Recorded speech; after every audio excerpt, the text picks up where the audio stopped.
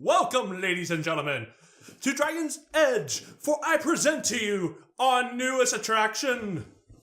We have...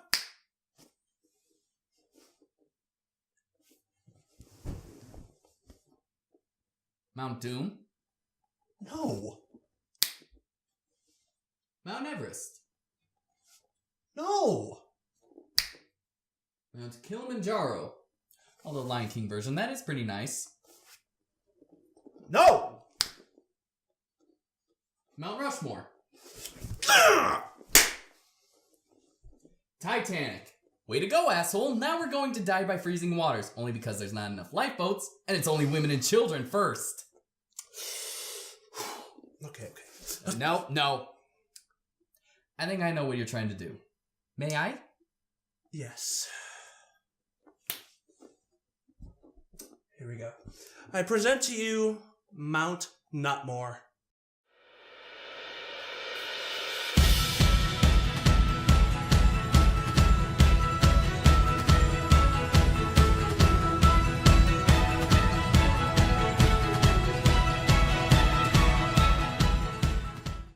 Yep. That's pretty much the best we could come. And actually, there's no other way to call it that. Mount Nutmore.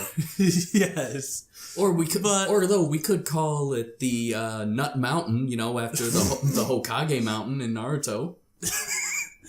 Speaking of nuts, we'll get to that later. Yeah. But speaking of which, that was actually one of the few comedic parts in this episode, really. Mm-hmm. But first, we need a summary. Mm-hmm. So the Fireworm Queen comes back. Actually, let's start with this. First off, they're off capturing boulders to bring to their catapults, and then there's some stomping going on in the trees. And trees crashing down as well. Yes, they're like, ooh, something's big coming this way. So they all fly off, and they're trying to outfly this thing. But two of them have a net of boulders around their neck, so it's slowing them down. Yeah. So and Hookfang crashes down in his attempt to get it off, and lo and behold, the surprise guest. The surprise guest is the Fireworm Queen. Yes, from Race to Fireworm Island. And that was like one of the best episodes featuring Snotlout. And guess what? That apparently is a retrend again, because every time she appears with Snotlout, it's a great episode. Yeah. So, hey, she needs help. Ooh, she has a little... Why does she need help? Because it turns out that her island is being overrun by a... new dragon. A cave crusher. And once again, a very creative design, but we'll get to that later. Yes. And the reason why she didn't leave the island is because she has hatchlings. Yes. Cute baby dragons. Yes. We're such suckers for them, aren't we? Yes. Remember, we had a cold opening where we said, show the babies. I remember that. In fact, it was actually kind of a similar thing, too. It even had Snotlout and Hookfang. Yes. Well, we'll talk. But, yeah, they defeat the dragons, the babies are safe. Yes. And they live to fight another day. Yes. Okay. Oh, jeez, almost forgot. Tra-la-la. Tra-la-la. But, yes, so that's your basic sum up, and that's all you need to know. And, really, I love this episode. It's actually, if you watch at the very beginning of our vlog journey, I despise Snotlout. I hated Snotlout. I would love nothing more to see him in pure agonizing misery. And over time, as we progress through each episode, I start to grow attached to him. You start to respect him. And I start to respect him. And at this point that I respect him utterly greatly. I was like, even though there's some traits that I'm like, oh, Snout. Yeah, yep. But I'm like, well, I can let that go. And, because he defended these babies, and I had to respect one. He's like, a Jorgensen has a debt to repay. We always repay our debts. I'm like, more character development. More Star Wars references. Touche. And really, I was like, is it me or all Snotlout-centric episodes are like always the great ones? Well, would Thoughtfest be considered a Snotlout-centric episode? I wouldn't call it that. It was okay. It's a lot of hiccup. Okay, sorry. I know what you're trying to do. Mm-hmm. But yeah, this does bring up something. Let's see. There was. What was I forget what the name of the episode where... Crash Course. Right? No, not this episode. I'm talking about from Writers of Berk, where Snotlout and Hiccup crash land on Outcast Island. Writer something? No, I forget what it was, but I don't know, but I can probably look at it later. Yeah. But then we get Race to Fireworm Island, which shows the kind of love that he has for Hookfang. Oh yes.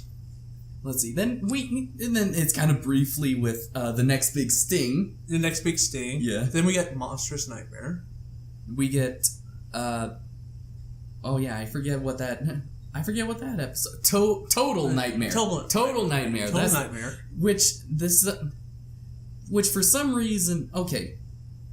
This episode, Crash Course, does feel like another version of Total Nightmare because it involves well, Snotlout and Hookfang protecting babies. Yes. But I think the reason why I can give this a pass, it's still a good episode and not bad, but I give it a pass is because this is bringing up an event from a previous episode. Oh yeah. And still, you gotta admit, Snotlout trying to sing to a baby dragon is just adorable. I know. Yeah, his mom sang a version of Ba Ba Black Sheep. So pretty much all the Western songs that we grew up with as kids happened in Viking times, but they just replaced it. Yeah. So yeah, instead of Christmas, it's Snoggletaug. Instead of Ba Ba Black Sheep, it's Ba Ba Black Yak. I would hate to hear London Bridge is falling down. You think there would be a song called Sven had a little sheep, had a little lamb, maybe? How about what was it? The one nursery rhyme about the Black Death. Try to think of that one. Actually, I think this might have happened before the Black Death. It did happen before the Black Death, but still. So anyway. This episode was good for several reasons. For one, the creative camera work came back, and the animation's still pretty good. We got a new dragon, which I got maybe the reason why it's not in the opening is because you don't see it and there's not enough lighting in it, so you can't see it in good detail. Yeah, but still, I know. This is the design of this is kind of unique in that it looks like a fire salamander, and it moves like a gecko. Mm-hmm. And it's got like a bunch of other, real world animal elements thrown into it. I mean, even its head, it looks like the beak of a snapping turtle. Yeah, I don't want to be bit by that. Oh no, definitely. And it has this unique thing where it squirts out this flammable mucus from its back, and it also helps it to go through cracks. Yeah. So, I love Tough Nut calls that out too. What? He's like, wouldn't it be awesome if it could flatten itself and go through the cracks? Yeah, and Fish Legs is like face palming, like, oh god. I guess that even shows even he has a limit to stupidity. Yes. Only it turns out he was the one that was stupid for disagreeing with the nut, because the nut is all-knowing. Yes. Oh god. Okay, seriously, you have to see the clip. You have to. No, it is awesome.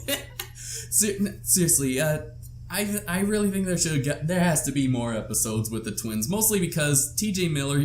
We already seen in Bad Moon Rising that he can carry an episode all on his own. Well, speaking of which, bring back the chicken. Yeah, bring him back now. I'm pretty sure he will return. This is only episode 2. I know, but still, I want the chicken.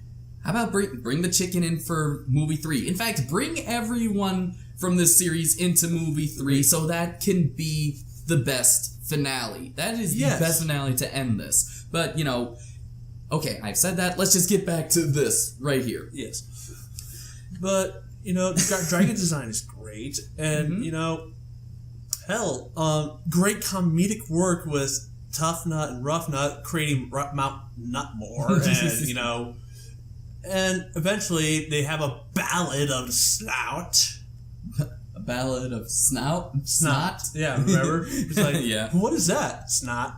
It's a ballad. Oh, the ballad of Lout. I think isn't a ballad a song? No, it's Snot.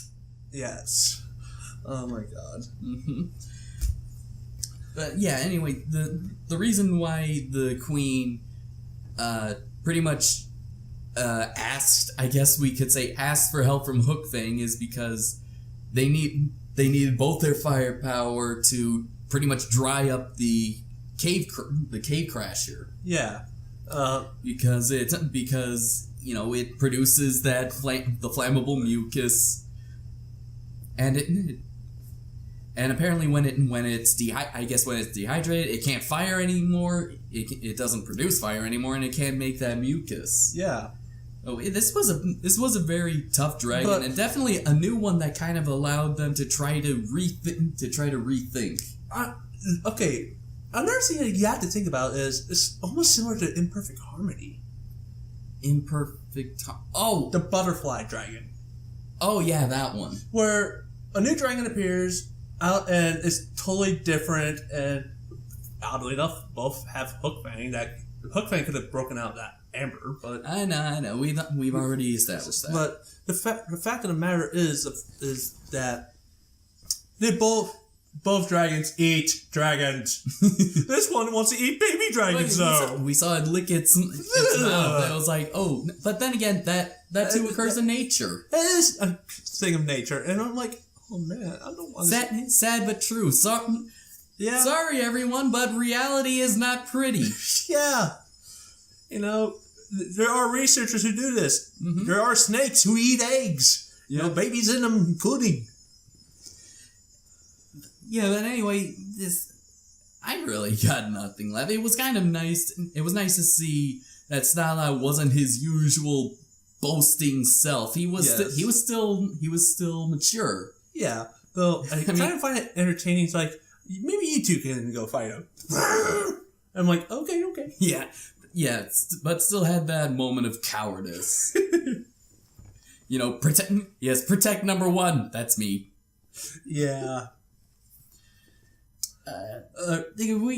I got nothing. Yeah, camera work, animation was still good. The callback. Yeah, honestly, this was a great episode. It was. I can't think of a single thing wrong with it. Nope. So, I guess that's it. Mm-hmm. So, you know what that means. Okay. Sweet. We will see you next time.